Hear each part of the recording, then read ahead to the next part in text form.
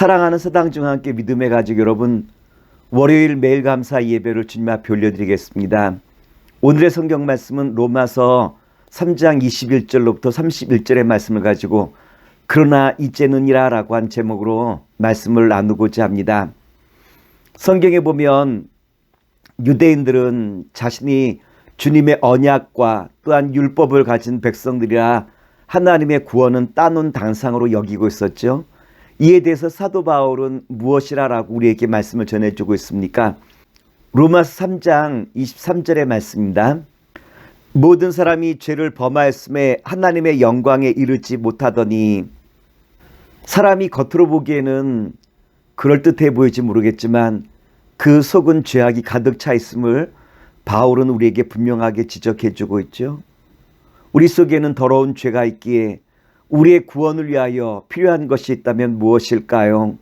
로마서 3장 21절 말씀입니다.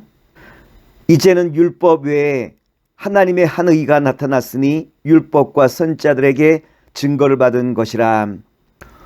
바울은 말씀하시기를 지금까지 사람들은 자기 의로움에 집중돼 있었는데 이제는 새로운 시각이 필요함을 바울서도는 우리에게 제시해 주고 있죠.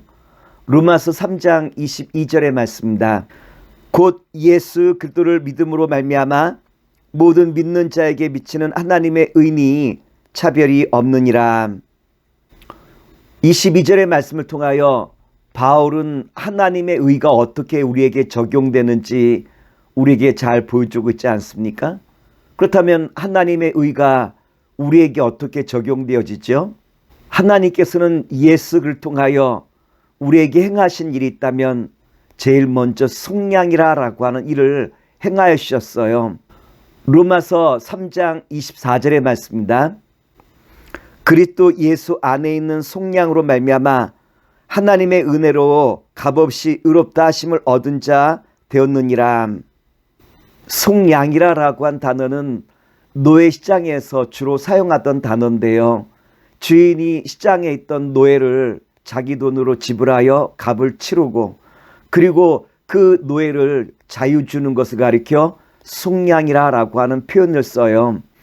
우리는 제 종이었고 제 포로였기에 내 힘으로는 이 상황을 벗어날 수 없었는데 하나님께서는 예수 이 땅에 보내시고 제 종이었던 나를 구원하여 이제는 자유인으로 속량하시는 귀한 역사를 우리에게 베풀어 주셨죠. 둘째로 하나님께서 예수님을 통하여 우리에게 주신 것이 있다면 화목이라는 것을 우리에게 주셨어요. 로마서 3장 25절 말씀입니다. 이 예수를 하나님이 그의 피로써 믿음으로 말미암는 화목제물로 세우셨으니, 사람이 범죄함으로 말미암아 하나님과의 관계가 다 깨어지고 말았죠.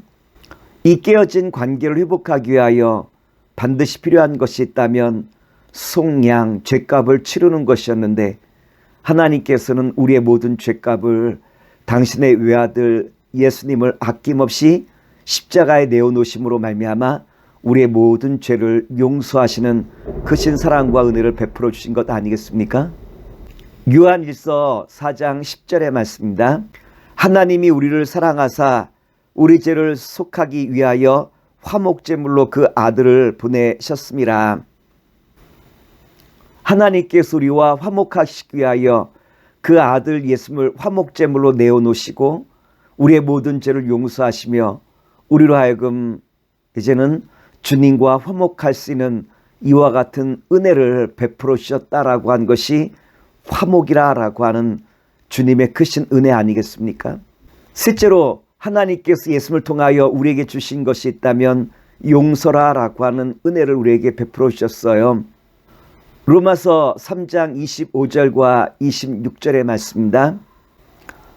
이는 하나님께서 길이 참으시는 중에 전에 지은 죄를 간과하심으로 자기의 의로우심을 나타내려 하심이니 곧 이때에 자기의 의로우심을 나타내사 자기도 의로우시며 또한 예수 믿는 자를 의롭다 하려 하심이라. 하나님은 길이 참으시는 중에 우리의 모든 죄를 예수님에게 담당하시고 우리의 모든 죄를 다 용서하셨다라고 한 것이 간과라라고 하는 말씀 아니겠습니까?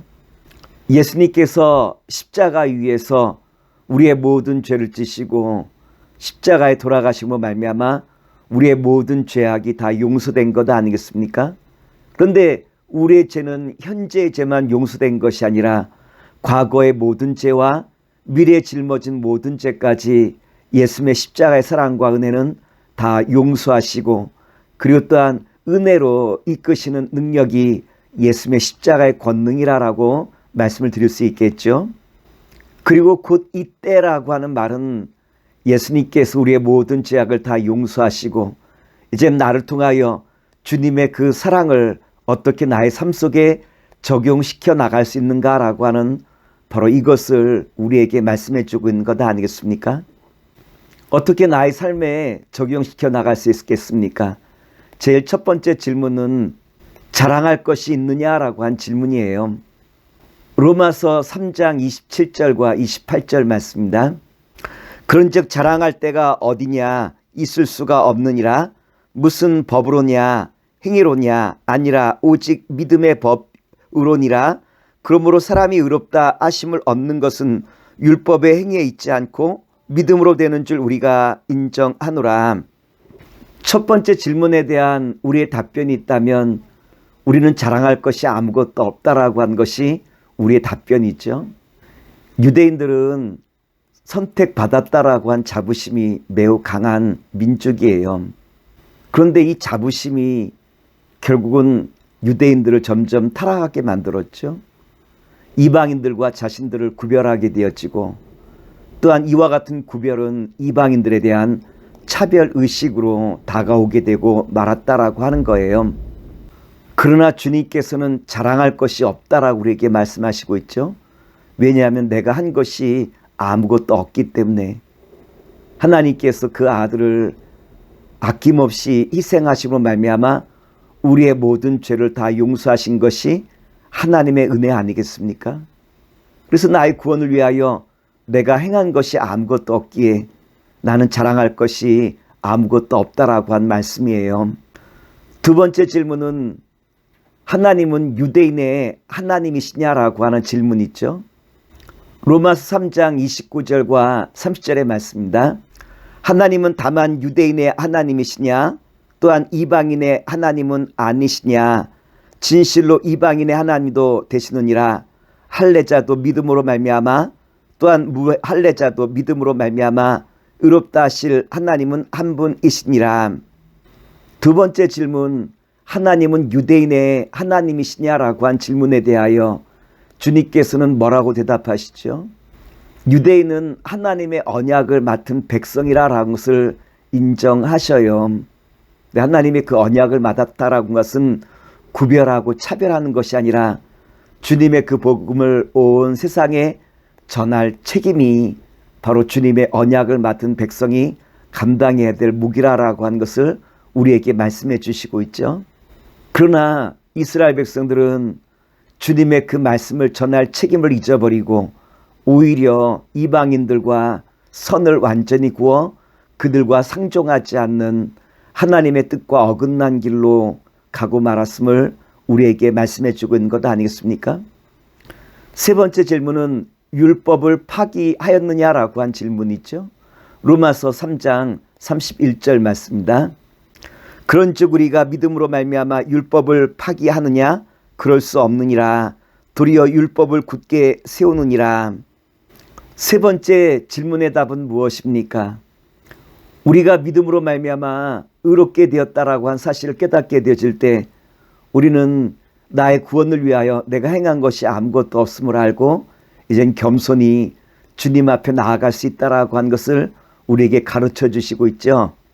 하나님께서 은혜로 나를 구원하셨다라고 한 이 사실을 알게 되어질 때 이 기쁨의 소식, 이 복음을 세상 한가운데로 가지고 나아가 모든 사람들에게 하나님께 찬송과 영광을 돌리며 우리의 구원을 위하여 주님의 사랑으로 함께 하신 이 놀라운 은혜를 전파하는 이와 같은 복음의 자리에 설게 될 것임을 우리에게 잘 말씀해 주고 있는 것 아니겠습니까? 오늘 바라기는 사랑하는 믿음의 성도 여러분, 저와를 통하여 복음의 현장 속에서 주님의 사랑을 온 세상에 전하는 주님이 기뻐하시는 아름다운 백성 되시기를 다시 한번 기도하겠습니다. 사랑과 은혜가 무한하신 아버지 하나님, 오늘 주신 말씀을 의지하여 세상 한가운데 주의 복음을 전하는 주님의 아름답고 귀한 주의 자녀와 백성 되게 하시옵소서. 예수님의 이름으로 감사하며 기도했나이다. 아멘.